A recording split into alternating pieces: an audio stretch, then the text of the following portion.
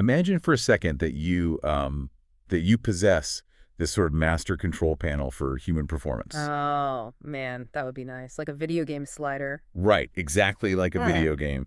But instead of just dialing up an athlete's physical speed or, their muscular strength, Yeah. you are actually tweaking the invisible physical constraints of the environment that they're operating in. Okay, I like where this is going. Yeah, so what if simply changing the geographic boundaries of the space you work within could radically alter not just your cardiovascular output, but like your technical precision, your error rate, your real-time decision-making? It's a really wild concept when you start digging into it. It really is.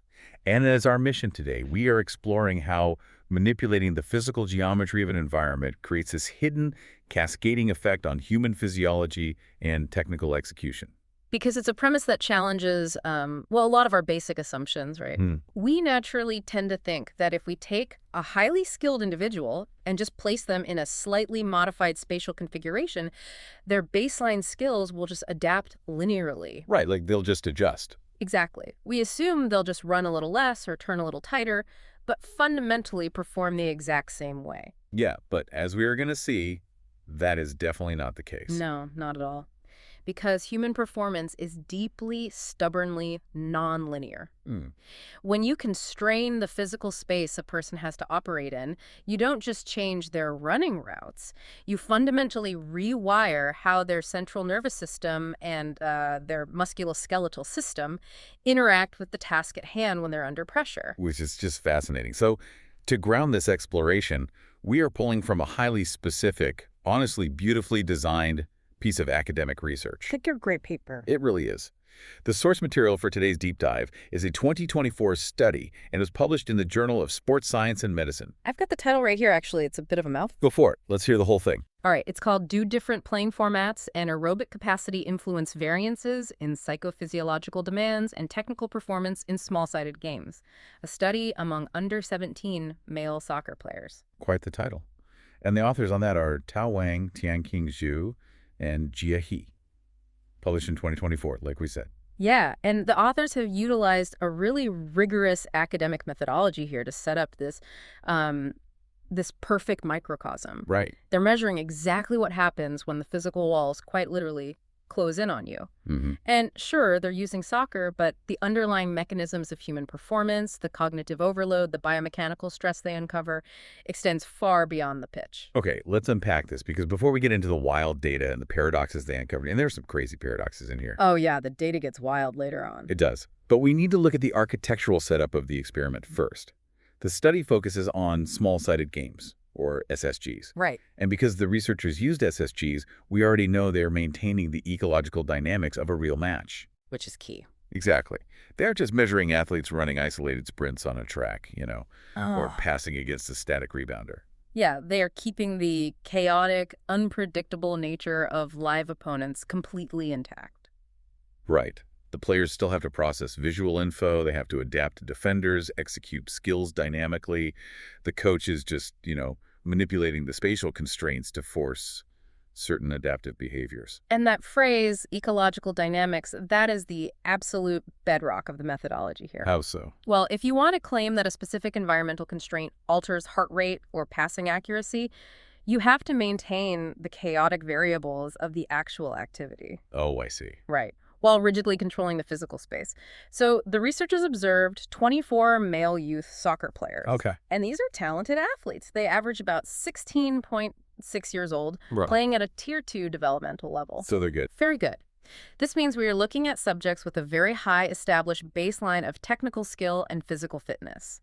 Like, their bodies know how to play the game. Okay, so the experiment itself compared two distinct formats, a 2v2 format and a 4v4 format. Yeah. For the 2v2, the players executed 4 reps of 2 minutes each. And for the 4v4, they executed 4 reps of 4 minutes each.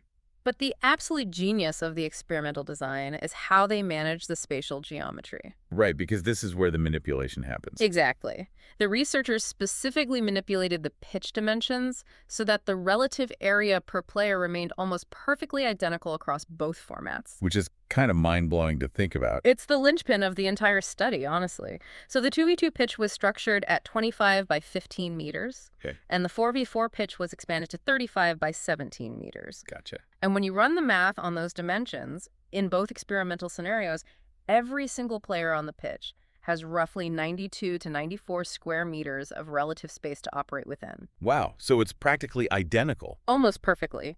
The width to length ratio was also kept mathematically consistent at 1.7. So on paper, the spatial density is essentially identical. Okay, so to help you visualize this constraint, think about the difference between driving 60 miles per hour on an open, empty highway versus driving 60 miles per hour in a massive, crowded parking lot. That is a great way to look at it. Right. Mathematically, your speed is exactly the same. The square footage your car occupies is exactly the same. But the cognitive bandwidth required to navigate that parking lot? It's huge. Yeah, the constant micro-adjustments, the hyper-awareness of the boundaries, the other vehicles closing in on you. The psychological and physical vibe is just completely different. The space dictates a totally different level of engagement. That driving analogy captures the physics of the space perfectly. Even though the relative square footage per player is identical, the geometry of the human interactions changes completely. Yeah, it's like shrinking a dance floor, right? So 2 couples have the exact same amount of square footage as 4 couples. Even though the space per person is the same, the dynamic and the flow of movement just feel totally different. Exactly. And because the researchers controlled for this relative space so rigidly, it means that any physiological spikes or technical breakdowns we observe in the data. Which we're going to get to in a second. Right. They cannot simply be blamed on the players being, quote-unquote, more crowded in a mathematical sense. The spatial density variable is totally locked down. Which logically leads you to think, well, if the pitch is perfectly scaled and the relative space per player is identically maintained, the physiological impact on the human body should theoretically be pretty similar. You would think so. But what's fascinating here is that the physiological data shows the exact opposite. It's so counterintuitive. It really is. When they strapped the tracking monitors on these athletes and analyzed the psychophysiological findings, the 2v2 format wasn't just marginally harder, it was a significantly more intense metabolic crucible. Let's talk about the numbers because they are staggering. The mean heart rates in the 2v2 format jumped by 4.1% compared to the 4v4 format. Yeah. We are looking at an average heart rate of 180.9 beats per minute in the 2v2 versus 173.7 in the 4v4. That is incredibly high. These athletes are pushing deep into the 90+% maximal heart rate zone. And this wasn't just reflected in the objective cardiovascular monitors, right? It was mirrored in how the players physically felt. Oh, definitely. The researchers utilized the Borg CR620 scale to measure the rate of perceived exertion. Which tracks how hard the subjects feel they're working. Exactly. And in the 2v2 format, that perceived exertion spiked by 12.2%. Wow. Yeah, they went from a 14.7 average in the 4v4, which basically correlates to hard exertion, to a 16.5 in the 2v2, which borders on very hard to exhaustive. But wait, I have to stop you there. Yeah. Because these are elite 16-year-old academy players. A Tier 2 developmental athlete is incredibly accustomed to sprinting and high-intensity loads. So if the relative space per player is identically scaled, why wouldn't their bodies just adapt to the shorter overall distance of the 2v2 pitch by naturally pacing themselves? Like, why does the heart rate spike so dramatically? Shouldn't the total running distance basically dictate the metabolic cost? That is the big question. It is a critical distinction to make because it gets to the very heart of how biomechanics and game theory interact under constraint. Okay, explain that. Well, it is absolutely not about the total distance covered. It is about the mechanical frequency of the effort and the complete absence of structural recovery. So it's about how often they have to sprint, not how far. Yes, think about the architecture of a 4v4 match. With 4 players on a single team, you possess a distinct tactical shape. Right, a formation. Yeah, you have a rudimentary defensive line, a midfield presence, and an attack. There's collective behavior. So if your teammate makes a highly demanding run with the ball, your job might just be to hold your physical position to maintain the team's balance. So you just stand there for a second. Exactly. During those 15 or 20 seconds, your body is experiencing a micro recovery. You are still moving, but your cardiovascular system is briefly clearing lactate. You essentially have Tactical hiding spots. You can rely on the structural cohesion of the unit to buy your lungs a few seconds of rest. Bingo. But in a 2v2 format, that tactical structure completely vanishes. It's just man-to-man. It is raw, continuous, individual dueling. There is no place to hide, and there are no extra teammates to cover the space if you step out of position. If you lose possession, you are instantaneously the first line of defense. The physical geometry of the 2v2 forces constant, rapid transitions between attacking and defending. You're constantly subjected to high-intensity neuromuscular efforts. It's explosive accelerations. Yeah, violent decelerations and sharp, immediate changes of direction. So the metabolic cost isn't coming from steady-state running. It's the biomechanical toll of the constant starting and stopping. Yes. The eccentric muscle contractions required to constantly break your body weight, change direction, and immediately accelerate again that demands a massive, continuous supply of ATP, adenosine triphosphate. From your cells. Exactly. You are asking your central nervous system to fire fast-twitch muscle fibers relentlessly without those built-in 15-second tactical micro-recoveries you get in a 4v4. Wow. That continuous heavy metabolic loading is what drives the heart rate up to an average of 180.9 beats per minute. The lack of individual recovery time simply punishes the physiological system. Well, here's where it gets really interesting. Because we have established that the 2v2 constraint creates a physically exhausting crucible, right? Pushing their cardiovascular and neuromuscular systems to the absolute limit. Oh, yeah. But soccer, like most complex tasks, is a highly technical cognitive activity. Yeah. So how does this extreme compounded physical stress alter the player's actual fine motor skills and their real-time decision-making? To quantify this, the researchers utilized 4K video cameras to meticulously track the technical performance of every single subject, isolating metrics like passes, interceptions, and overall possession. And what did they find?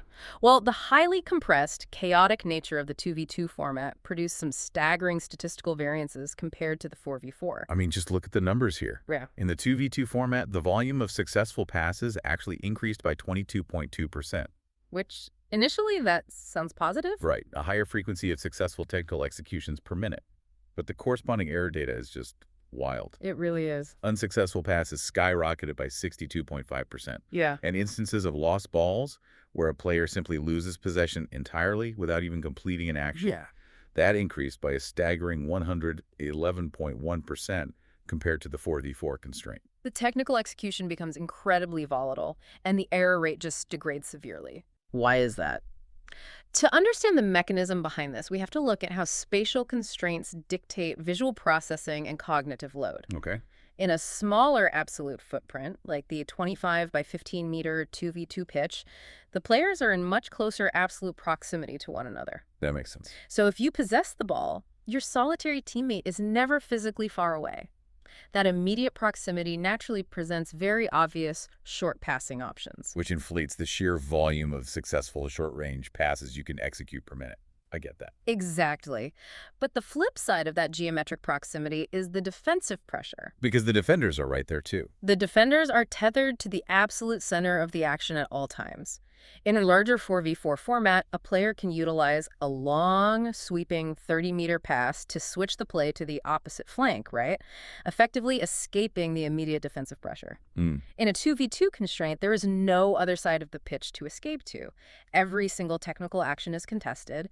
Every touch of the ball occurs under immediate high-stress pressure. So you can't breathe. You really can't.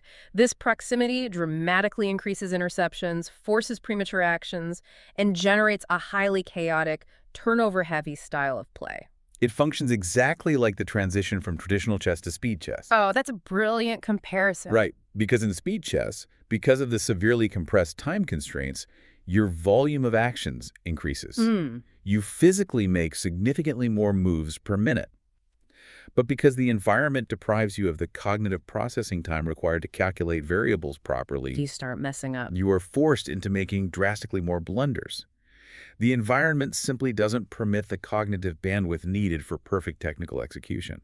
You are acting and reacting purely on instinct, and the biological error rate naturally skyrockets. The mechanism is identical. In the 2v2 format, the physical spatial constraint acts directly as a cognitive time constraint. It radically compresses the decision-making window. Yeah. The athletes are visually scanning, anticipating defensive movements, and attempting to execute complex motor skills in fractions of a second. Under massive physical strain. Right. Their physical output of actions increases, but the simultaneous cognitive overload and physical fatigue degrade the efficiency of the neurological bridge between seeing a pass and physically executing it. Now, if you are tracking with this, we've got a physical crucible.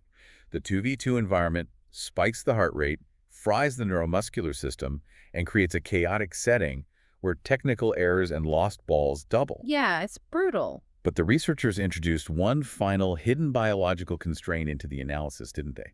The baseline aerobic capacity of the individual players. And this specific variable elevates the study from a straightforward sports science observational paper into a profound analysis of human capacity and systemic failure. I love this part. So in week 0, before the experimental 2v2 and 4v4 games even commenced, the researchers put all 24 subjects through the yo-yo intermittent recovery test level 1.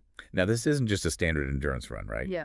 The YRO specifically measures the body's physiological ability to repeatedly perform high-intensity exercise. And crucially, its ability to recover from that exercise during brief intermittent periods. It tests how efficiently the body can clear lactate and replenish those ATP stores during micro-recoveries. It is the gold standard proxy for the intermittent stop-and-start metabolic demands of soccer. Okay. So the researchers generated this baseline biological data. They knew exactly which subjects possessed the highest aerobic capacity, the athletes with the most efficient engines, and the highest threshold for intermittent recovery. And they systematically cross-referenced that baseline biological data with the technical error data from the small-sided games. And the biological math completely inverts here. It's crazy. Because you would logically assume that the subjects with the strongest physical foundations, the ones who scored highest on the yo-yo test, would be immune to the fatigue-driven errors of the grueling 2v2 format. That's what anyone would think. You would think their superior intermittent recovery capacity would protect their central nervous system and preserve their fine motor skills. But the researchers tested exactly that, and the data showed the exact opposite. Yeah. In the 2v2 format, a higher baseline aerobic capacity was significantly and largely correlated with making more unsuccessful passes and losing more balls. If we connect this to the bigger picture, it is a brilliantly counterintuitive finding. And to be scientifically precise, no such correlation existed in the 4v4 format. Ah, so it was unique to the 2v2. Yes. This aerobic paradox was entirely isolated to the high-pressure, chaotic microenvironment of the 2v2 constraint. I have to challenge this, though, because how does that biological math actually work out? Yeah. Fitter players with a higher capacity to clear lactate and recover are statistically making more technical blunders. I know, it sounds wrong. Why would their superior physiology simply allow them to dominate the smaller space? It comes down to a mismatch between cardiovascular endurance and neuromuscular fatigue, driven by behavioral overinvolvement. Behavioral overinvolvement. Think about what a massive aerobic capacity actually allows an athlete to physically do. It provides them with the systemic energy to cover more ground continuously. Okay. It gives them the physiological confidence to involve themselves in significantly more plays, to relentlessly chase the ball, and to attempt to physically participate in every single attacking and defensive transition. So their lungs are telling them they have the gas in the tank, so they keep hitting the accelerator. They never take a play off. Exactly. But while their cardiovascular system, their heart and lungs, might have the objective capacity to keep fueling the running, this continuous, relentless involvement requires a massive compounding increase in neuromuscular effort. Yeah. They are demanding explosive actions from their muscle fibers more frequently than the inherently less fit players, who might physically be forced to take a breath, step back from a duel, and inadvertently give their nervous system a brief rest. I see. So the fittest players are fundamentally overexerting their central nervous system because their aerobic engine refuses to quit. Precisely. The sheer continuous volume of their physical involvement leads to deeply compounded physical and cognitive fatigue over the course of the 2-minute repetitions. Well, that makes total sense now. They are physically inserting themselves into so many duels, executing so many rapid decelerations, that their neuromuscular system begins to degrade long before their cardiovascular system taps out. Wow. And when your central nervous system fatigues, Your fine motor skills are the first mechanical casualty. Right. Your foot placement during a pass is suddenly off by a centimeter. Your biomechanical timing is delayed by a fraction of a second. It's just a tiny misfire. Yeah. The lungs have the capacity to reach the ball, but they have accumulated so much micro-fatigue by constantly residing in the center of the action that the neurological execution simply misfires. Because they try to do everything, they end up turning the ball over more often. So, on a practical level, what is the application of this data? Are the researchers suggesting that coaches should actively penalize or restrict the fittest players? Or does this just mean that practitioners need to anticipate that the primary engines of the team will inevitably misfire under such severely condensed high-intensity constraints? The methodology points directly toward anticipation and environmental management. A coach or a performance director cannot simply look at a player's cardiovascular fitness in an isolated vacuum. Right. The study conclusively highlights the complex interaction between an internal biological constraint, aerobic capacity, and an external environmental constraint, pitch size. If you place an athlete with a massive aerobic engine into a hyper-condensed 2v2 environment, you must empirically expect a technical breakdown. Their behavioral drive to over-involve themselves will outpace their neuromuscular endurance. So you have to know what you're trying to achieve with the drill. Exactly. Therefore, if the objective of your training session is flawless technical execution and tactical precision, the 2v2 format is likely the wrong constraint for your fittest athletes. Okay. However, if the physiological goal is to induce maximum metabolic strain and force the central nervous system to adapt to extreme fatigue, then the 2v2 constraint is a highly effective tool. So what does this all mean? If we synthesize this with the scientific clarity the authors demand, it comes down to fundamentally understanding the mechanisms of the environment you are engineering. Absolutely. The 2v2 format is not merely a mathematically smaller game. It is a highly intense metabolic constraint that forces a massive spike in individual technical actions. But it simultaneously engineers an environment of high volatility, cognitive overload, and technical degradation. Well said. Practitioners must actively manage team distribution and expectations based on baseline aerobic capacity, explicitly accounting for the neuromuscular fatigue and subsequent technical breakdown that will inevitably accompany that level of relentless physical involvement. The physical constraints of the environment dictate the behavioral and physiological realities. The boundaries you apply will unearth completely different metabolic costs and technical efficiencies, even when testing the exact same elite athletes. It is a rigorous, brilliant demonstration of how deeply interconnected our physiological capacity, our central nervous system, and our technical execution truly are under pressure. And there is a profound amount of scientific nuance regarding the specific psychophysiological markers and the video tracking methodology that we couldn't even touch upon today. We barely scratched the surface. Seriously, I highly encourage you to read the full article to explore the granular nuances of the data yourself. Again, the title is Do Different Playing Formats and Aerobic Capacity Influence Variances in Psychophysiological Demands and Technical Performance in Small-Sided Games? Published in the Journal of Sports Science and Medicine in 2024. Yes, by authors Tao Wang, TianQing Xue, and Jia He. The paper provides an exceptional framework for anyone analyzing human performance, cognitive load under constraint, or systemic fatigue. If you found this breakdown of the research valuable, please make sure to follow the channel and turn on notifications for similar content. We are dedicated to bringing these rigorous academic insights directly to you. But before we wrap up, I want to leave you with a final thought, the mull-over one that stretches this concept of spatial constraint and the aerobic paradox far beyond the athletic pitch. Let's hear it. Think about the biological math we just discussed. High baseline capacity and high energy directly leading to more technical mistakes in a chaotic microenvironment, simply because that individual possesses the capacity to cover too much ground and over-involve themselves. How might this mechanism apply to your own workplace? Does the most energetic, high-capacity team member in your office, the one who relentlessly volunteers for every task, the one who attempts to involve themselves in every single email chain, meeting, and peripheral project, do they end up dropping the ball more frequently simply because their immense baseline capacity tempts them to overextend their cognitive bandwidth? That is a great question. When the walls of a project close in and a severe deadline looms, is your highest performer actually the most biologically at risk of a technical misfire because they refuse to take a tactical micro-recovery? It is a fascinating dynamic to consider.